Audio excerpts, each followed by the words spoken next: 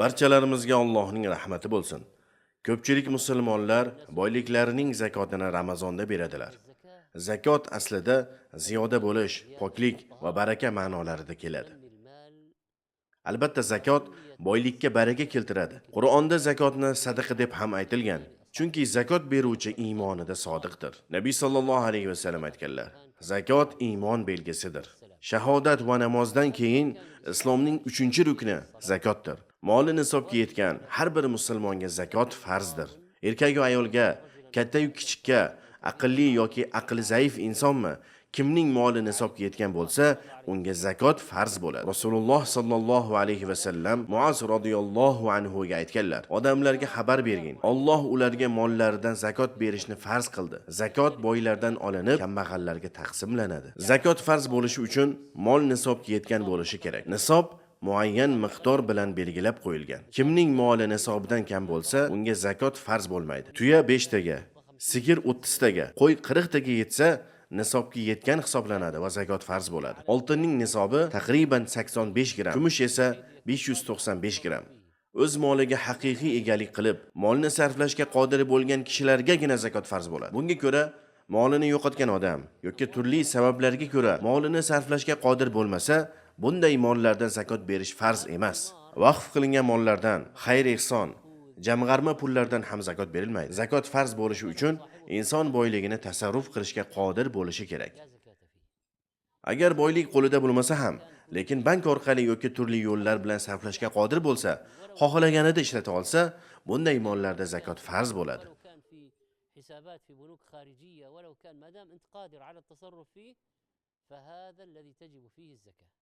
Agar inson boyligini yo'qotgan bo'lsa, molini topganidan keyin faqat 1 yilining zakotini beradi. Mol nisobga yetib, hijriy yilda 1 yil o'tganidan keyin zakotni chiqarish farz bo'ladi.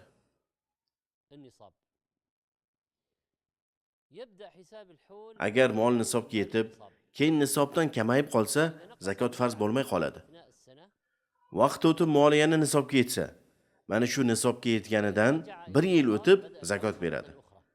Boyligi nisobga yetib, 1 yil o'tishdan oldin vafot etsa, zakot farz bo'lmaydi. Merosxo'rlari ham bu boylikda zakot berishmaydi. Nisobga yetgan mol merosxo'rining qo'lida 1 yil tursa, undan zakot beradi. Demak, zakot farz bo'lishining 3 ta sharti bor. Molga to'liq egalik qilish va nisobga yetgan bo'lishi, nisobga yetganidan keyin 1 yil vaqt o'tishi. Zakotni berayotganida albatta niyat qilgan bo'lishi kerak. Chunki zakot ibodat. Ibodatni niyat qilmasa sahih bo'lmaydi. Agar bir kishi molini shunday sadaqa qilib bersa, keyin shuni zakot deb niyat qildim desa, bu zakot bo'lmaydi. Oddiy sadaqa bo'ladi. Shuningdek, birovning iznisiz uning molidan kimdir zakot chiqaradigan bo'lsa, bu ham zakot bo'lib hisoblanmaydi. Yuqorida aytganimizdek, tilla va kumush zakot farz bo'ladigan mollardan hisoblanadi. Oltinning nisobi 20 dinor, taqriban 85 gram bo'ladi. Kumushning nisobi 200 dirham, taqriban 595 gram. Zakot berish kerak bo'lgan miqdor boylikning 2,5%, ya'ni 40 dan 1-ni berish kerak.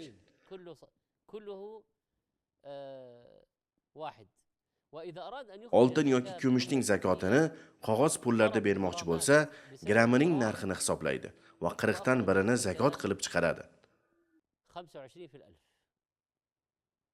Ayollarning tilla kumush taqinchoqlarida zakot farz yoki farz emasligi ulamolar orasida bahs munozarali masala. Agar taqinchoqlardan zakot beradigan bo'lsa, ehtiyotkorroq hukmga amal qilgan bo'ladi. Agar bu masala haqida eshitmagan bo'lib, tilla kumush taqinchoqlardan hech ham zakot bermagan bo'lsa, ilgari o'tgan yillarda zakot berishi shart emas. Chunki aytganimizdek, bu masalaning asli o'zi bahs munozarali masalalardan.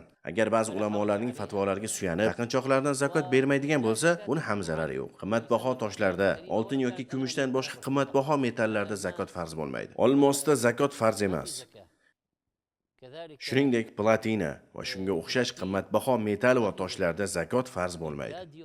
Faqat bu narsalar bilan tijorat qiladigan bo'lsa, unda zakot farz bo'ladi. Agar tijorat maqsadida bo'lmasa, zakot farz emas. Qimmatbaho toshlarga egalik qilsa, yoqut, zabarjad, bularda zakot yo'q. Faqat tijorat maqsadida olgan bo'lsa, unda zakot beradi.